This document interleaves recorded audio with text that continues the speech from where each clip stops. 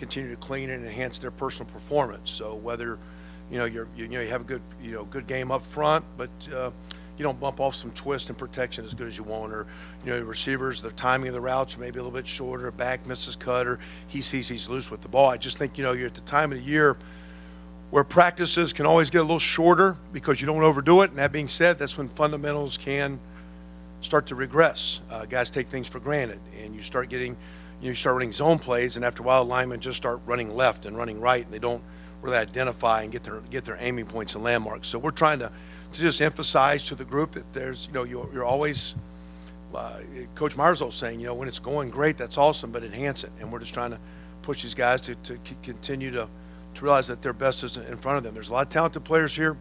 A lot of guys are playing very, very well, but they still can be better, and we're just trying to push to find out without being negative. From right, Austin, Letterman Row.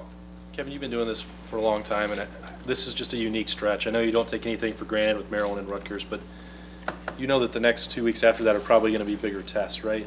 So I wonder if, as a coordinator and play caller, would you want to save some stuff, or would you like to throw as much out there as possible to make a defense prepare for everything you could do? Yeah, well, okay, so that's a great question, because you started with saying the test. And the biggest test is to find a way to keep guys to stay humble and be their best every day. That's the hardest test. Because I started a long time ago when I had a few talented teams in Oklahoma, and I started having this little saying, as soon as you think you got it, you're getting ready to get it. And that being said, you don't, you're not trying to, it's not about stats, it's not about numbers, it's not about scores, it's just continue to find ways to have people to come in the meeting room, to come to practice every day, stay hungry. This is a very talented team, but it's very young. That being said, it's really a good group to coach. You got, guys like Josh Myers and White Davis are playing great. It's really their first year, so they're still anxious to learn and watch themselves on videotape. That tight end group, there's a bunch of guys spreading around. Master Teague's getting a lot of work. JK's still young.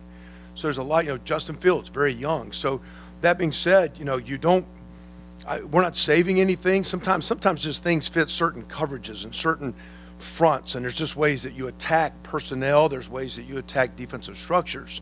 It is nice to get some things on tape, but I don't know if you're trying to trick anyone. I think we're just trying to continue the momentum that we have. And I think if you get too cute and too coy as a coach, you might lose that. So we're just trying to keep these guys very grounded.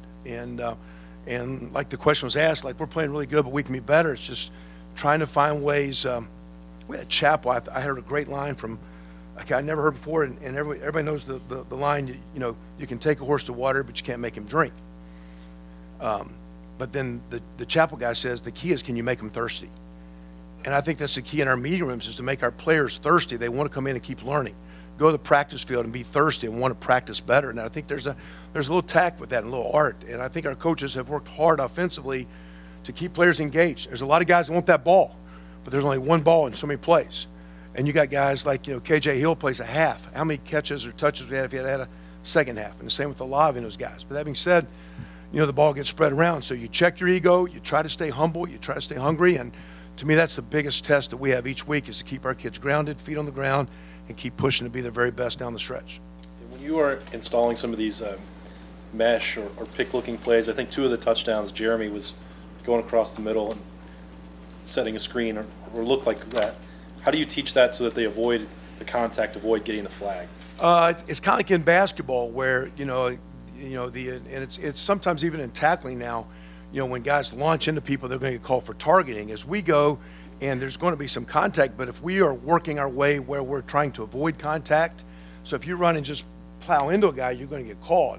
But when you get that junction point, if you start trying to navigate and work around, and even if there's a slight collision, you'll get away with it, because you do have the ability to try to avoid. And as you avoid, you can create the mesh that you need. So there's a little art there. We're always pointing out on tape, maybe that's a little too excessive, and you got away with that, and whether it be in practice or in game.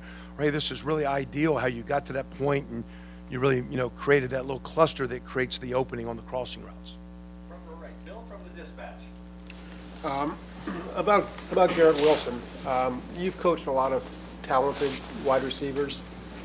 Where does he kind of fit in there? And as a freshman, but given his talent, what can he do the rest of the year? I think as a young guy, I think he's like a lot of those talented guys, sometimes it's easy. And that being said, that he doesn't just always rely on his talent. I think Chris Olave is a young man that has a combination of talent but tremendous detail in his route running and his work habits.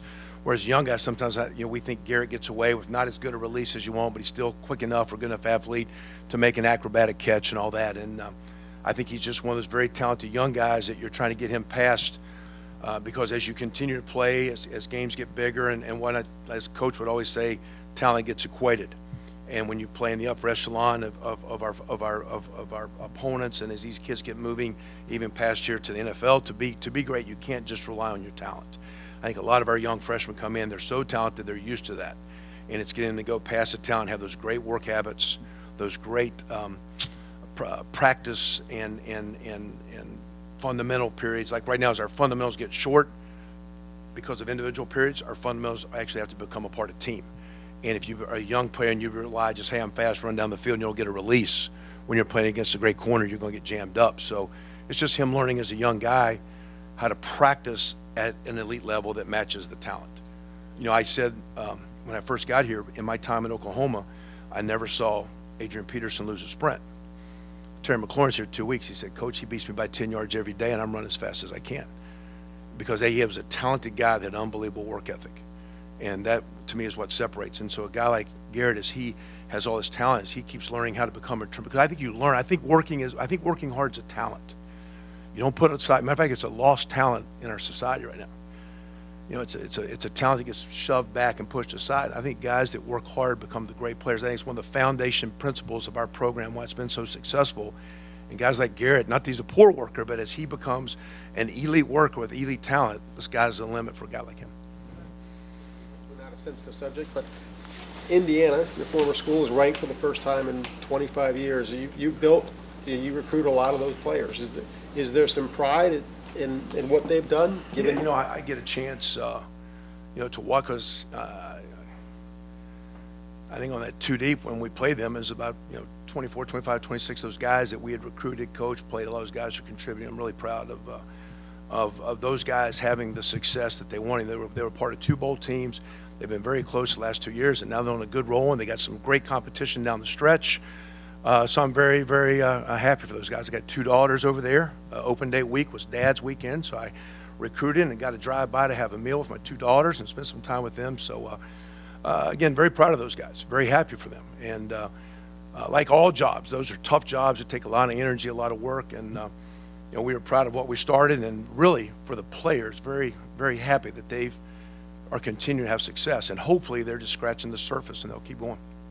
Front row right, Tim Letterman Rowe. Yeah, Kevin, when you were talking about landmarks a while ago, it seems like one of the favorite ones, it's almost like a lighthouse, is the umpire standing in the middle of the field.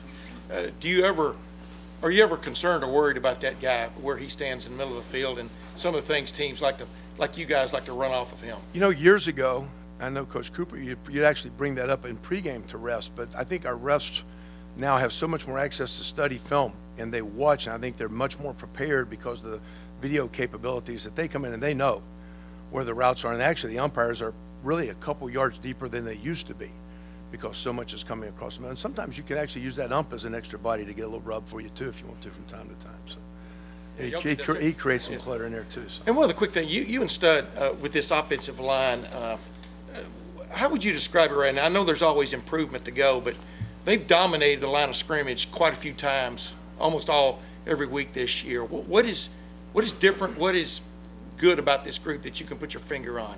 We preseason, I was thinking, we had a lot of new faces, but we really had some talented guys. It was kind of their time, and they've done a great job with Coach Mick through the all season. I think Jonah coming in has been a very solid transfer that he's been very much accepted by his peers, and he's very much one of our positive leaders. He grades and about as well as anyone every week, and a first-time player for us. It really didn't start till the summer because he had to graduate. Of course, we're going back to play at his previous school, and I know he's got a lot of respect for his teammates and going back home. So I didn't want to get talking just about that or him, because that's a story. It's really hopefully not a story. But those inside guys, to me, is where we're a little bit different. I think the way Jonas came in and the way Wyatt and Josh Myers has played. We've had some good centers, but those three guys are very, very smart. They see things and communicate where we're comboing, because sometimes you're not comboing the linebackers, you're comboing the safeties or corners as formations change and defenses get very unique in how they try to stop your run game. And so you got to be able to see those pictures. And when you're a no-huddle team, you're going fast. You got to process quickly and see things, get everyone on the same page. And those guys have been solid. We're talented at tackle. We've been had a couple mild injuries there with Thayer and Brandon Bowen a little bit, but we've got some depth there. It's a deep group. It practices really well. There's some great young players behind them with DeJuan and Enoch and Ryan Jacoby and Harry Miller. It's a deep group. It's a talented group. They practice hard. They go against a great D-line every day, and we embrace that competition. So like today we'll do inside drill, and it's 16 good reps, and it's good football, and it's fun, and it's made us a tougher football team the way we practice with those guys. Fourth row middle, Patrick from 24/7 Sports. Ryan was just talking about the importance of a backup quarterback, the mental reps, because he's not getting as many first-team looks in practice. With Chris, he seems to be able to take that and translate it when we've seen him on the field. How have you seen him do that? How has he established himself as the number two for you guys behind Justin? Yeah, I thought, first of all, I played at West Virginia for Coach Holgerson, so he was kind of used to getting the ball out of his hand. And when you get recruited by those guys and playing this system for a few years like you did, I think you get really comfortable with passing concepts. And we do some different things, but we do a lot of similar things. So I think from the passing side, was very, very easy transfer for him. He played over there. I kind of felt, a year ago that, I think he was trying to figure out how serious to approach. Was he really in the mix? I remember telling him this summer, I go, I think you give us the best chance to win outside of possibly Justin here. So if I was you now, you need to be ready. We're going to need you. And so I think he's embraced that. Ryan and Coach Urshitz, Mike has done a great job with him, Gunner as well. But I think Chug's just his playing experience and his savviness. He's very, very good with the ball. He's well liked as a transfer. I was talking about Jones, very well liked around here by his teammates. So he has a great relationship with the kids. I think the receivers feed off him. They trust him. And he's really developing into being a quality backup for us right now. How important are games like last week where you have a whole half to get not only him into the game, but Gunner as well to really get game reps? A lot of those guys, too, now. I mean, you got those freshmen, like O-line and D-line guys. Or we had guys looked at one time, basically the guys that was our scout team on defense had a chance to play a couple drives at the very end. And, those guys in practice maybe get more reps than anyone, yet they don't play in the game. And all of a sudden, you're out there in front of your family, your friends, your peers, and it's on TV, and you're the guy sacrificing your summer and getting up at 5 in the morning for those 6 a.m. workouts, and you're not on scholarship a lot of times. So for all those guys, it's not that you want every game to be that way. Sometimes they go, but to me, when it's the end of the year and a lot of young guys, and with this new redshirt rule where freshmen can play a game or 2 or 3 and still get redshirted, I think it makes their development go that much better because they can buy in, because they get to taste being on the field. When you just practice, never play. So for Chugs to get out there and have some success, same with Gunner, but for so many of those guys to get on the field, except for the injury we had with our running back, that was a great opportunity for a lot of those guys. So happy for them. Fifth row right, Spencer from Letterman Row. Kevin, you guys have not had that many opportunities to go with third down game plan just because you guys move the ball so efficiently. Do you find yourself trying to find a balance between knowing that you need a third down game plan every game and also not really using it that much because you're just staying ahead of those chains? I want to say it was Coach Billick with the Ravens, the first guy came out and started looking at how many times you get a 3rd and 1, but how many times you practice it or how many times you get whatever. So, the good Lord doesn't give you time back, but man, we've had a lot of hours and some third downs, and at the same time, you better be prepared and ready for it. So tomorrow's a big third down day for us, and we'll have, matter of fact, that's kind of all we do tomorrow is third down and score zones. Today's our base plan for the most part. So we put a lot of time on it because to be a good offense, you have to convert. You have to convert third downs. You have to convert in the score zone. And so whether we're getting those opportunities in games, I can tell you that we put ample amount of time each week. Again, I can't tell you last week all the blitzes we were ready for because Maryland brought a very extensive blitz package in previous games. So we had a bunch of reps. Never came to fruition because maybe they didn't call it when we got to that situation or we didn't get to that situation a lot. But as a coach, you don't assume. I guess that's that paranoia stuff that we have to deal with. We also have to manage also how to practice to get our guys ready to play. But there's a lot of time on conversions, so we're very good at third down right now. I think we're one of the best in the country. But we put a lot of time. We take that very serious because if you don't convert, you don't get points, whether it be third down or score zone. And that's why we're scoring, is if we are converting when those situations are presenting themselves. Fourth row right, Joe?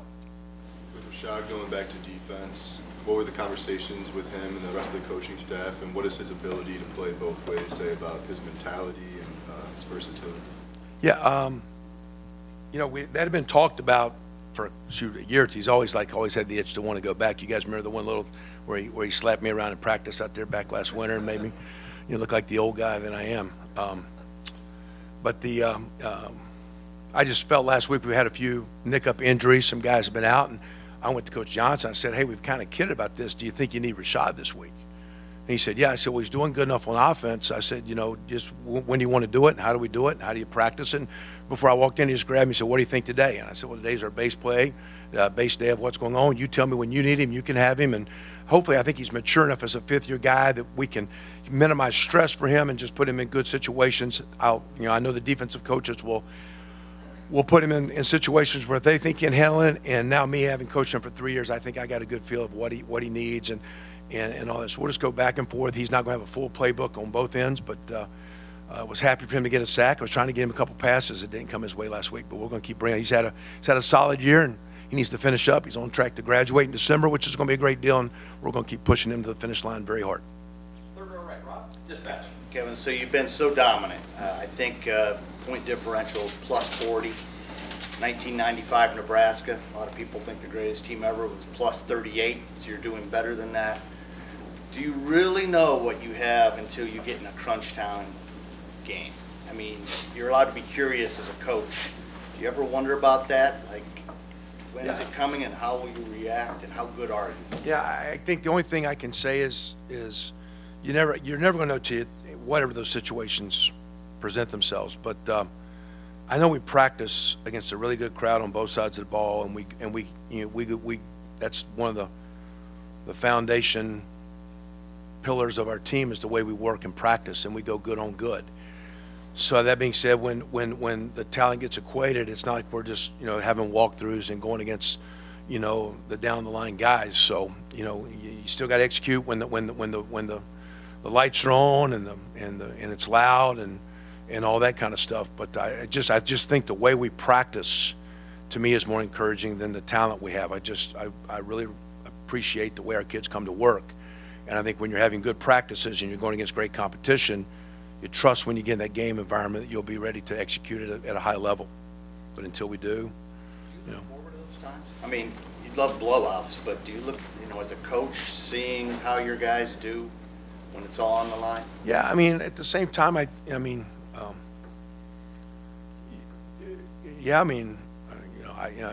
actually like Tuesdays and Wednesdays better than Saturdays. For what it's, we always have. I think I just kind of like getting in the classroom with the guys and going out on the field and adding new things and wrinkles and looking at and attacking a new deal and putting a plan together and working. Then you go out there Saturday and it's. I mean, I like game day, but I like the work of the week and the process of the week. So, I don't necessarily love blowout. I mean, I like to win.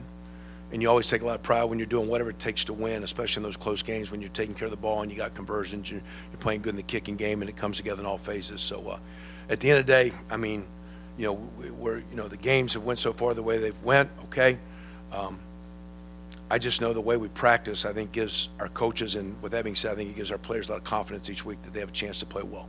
You've been around some really good teams, great teams.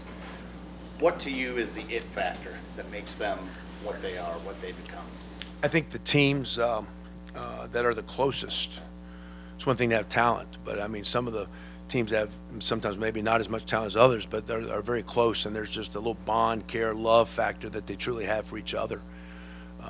Whether you're doing even some of your off the field activities, and you're having a reflection period and you notice the number of people that are there with before the game or during the week. You see the kids that are just, you listen to them in the locker room, you see them off the field, you listen to them up in the cafeteria, and you watch who's sitting with who, and you see how it intermingles and how the team kind of blends and mixes. It's kind of neat when you go in there and sit down. You don't see the old linemen sitting together. You see them intertwined with defensive players and skill guys and specialists and whatnot. So I think the best teams are the closest team, and I think this team's pretty tight. Front row left, Nathan. Just what ways have you seen Justin's intelligence make the biggest impact this season? Again, is Justin's intelligence is either his football IQ or just his intelligence in general. he's very talented. He's very, very smart. Matter of fact, that, Coach Meyer would even say previously, you better come prepared for the meetings when you're coaching certain players. He's a guy you need to be prepared for because he's very smart. He's got a lot of physical skills I think people see, but he's a great kid that has really high intelligence. I think he has very good vision, meaning like I think he can take the chalkboard to video to the field. Some guys can't do that. Has a great understanding of again, visually and conceptually what you're trying to do. So he's got a lot of talent, and intelligence is very high on the list of what he's very talented at. So you need to come prepared for meetings with players like him. Is it because they're going to have questions for you that maybe another player Or they'll wouldn't? tune you out. And they'll not believe in you. I mean, he's smart enough. He's going to know that you know what you're talking about or not because, wait a minute, Coach, now if it's this coverage, don't you think yes, you should go there. No, here's a blitz issue and why. And so, I mean, one of the best ways to make those guys thirsty when they come to your meeting room is that you're prepared and you can bring them information that they know is going to make them a better player. And when you're dealing with someone like Justin that's unbelievably talented, has high goals and aspirations, and is very, very smart, it's a credit to Coach Day and Coach Ursuch to come in there and capture him and continue to bring him along as they're doing.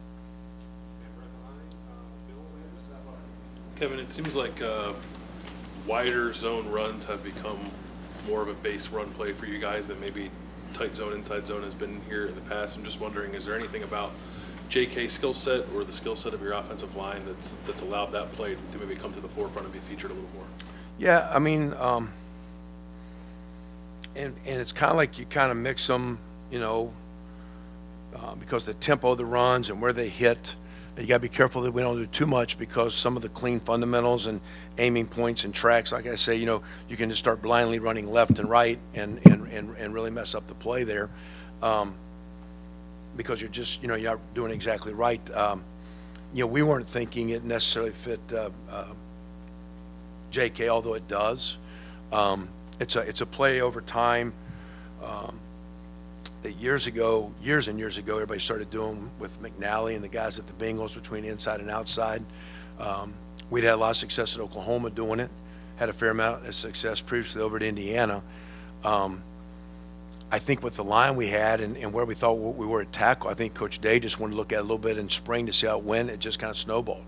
And we've ran it before, but maybe not as much. But as we came out of spring, we just saw their line was creating a lot of just as they're big, but they're actually very athletic. So as they get moving, they just create a lot of momentum and force. And as they create that force, they just create seams and creases within the defense. And JK and Master, the more he ran it, got a little bit more comfortable at seeing those cuts and when to stick their foot in the ground and make that hard up and in cut or bounce it around or whatever. So it's a play we didn't mean to. We just stumbled into it. We didn't say like last year, let's change and do this. We just said, let's take a look at it. And as we did, we really got good at it. It's kind of snowballed, and it's been a very, very good play for us.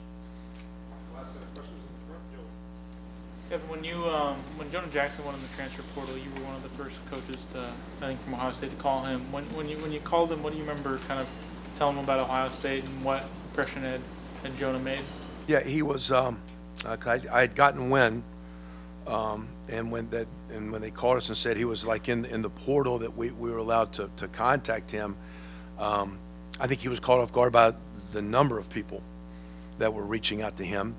And of course, Michael Jordan had decided, it was about a week or so after Michael had decided to go, because early in January, mid-January, whenever that happened, I just said, hey, we have a tremendous team and a real need. And there's no guarantees here. You're going to have to earn your position, but I don't think we need transfer backups. There's a really good opportunity. Don't know much about you. Why don't you check us out? And there was a couple coaches that within Rutgers that knew me, and I said, hey, you can find out a little bit about us and what we're doing. But from there, Coach Stud got really involved and got a great relationship. When it was time, went out to see him. We got him on a visit. Worked hard to get him, and we're glad we got him. Just one other question on Rashod Berry. You don't see a lot of two-way guys anymore in college football. It's been since 2012 since Ohio State had a guy playing offense and defense. Why has that become, I guess, so rare in your mind? I think because as coaches, we think we have to work so hard and be here all day, we come up with a lot of stuff they have to learn. So if we could keep the game simple, they could probably play two ways. But since we work these enormous amount of hours, we come up with all these schemes that take a lot of time to learn. So it's hard. I mean, the offenses are complicated, defenses are complicated, wherever you're at. Learning how to attack the defense as an offensive player, what are your fundamentals, what are your plays, what are they doing, how to get it right. Now flip it around. You're over there.